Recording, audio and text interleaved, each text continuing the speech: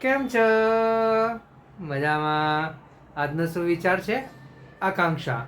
આ સુવિચાર અલ્બેનિયન અને Indian Catholic none એવા મધર ટેરેસાજીએ ખૂબ જ સારી રીતે લખ્યો છે. એસ્પિરેશન, આકાંક્ષા. જો આપણે કંઈ બનવું હશે તો સૌથી પહેલાં તેની ઈચ્છા કરવી પડશે.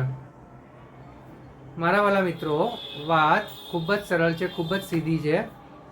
મધર ટેરેસાજી તેમના જીવનના અનુભવો અને તેમણે જે કામ કર્યું છે તેના ઉપરથી આપણે એટલું તો શીખી જ શકીએ છીએ, એટલું તો જાણી જ શકીએ છીએ કે તેમણે પોતાનું જીવન લોકસેવા માટે અર્પણ કરી દીધું હતું. તેમના કહેવા પ્રમાણે જો આપણે કંઈક બનવું હશે તો સૌથી પહેલાં તેની ઈચ્છા કરવી પડશે. આ ઈચ્છા એ જ તમને તમારા લક્ષ્ય સુધી લઈ જશે.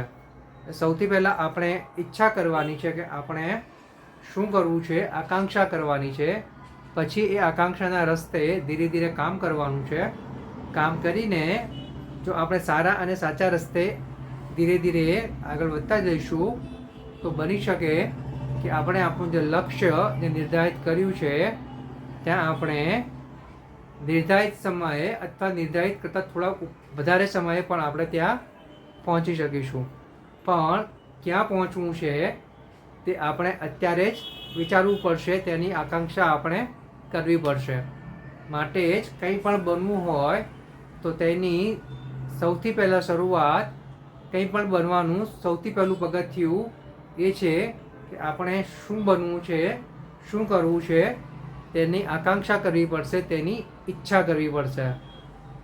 આકાંક્ષા હશે, ઈચ્છા હશે અને આપણે જો તેની ઉપર કામ કરીશું તો ચોક્કસ જ આપણે જે બનવું છે તે બનીને જ રહીશું.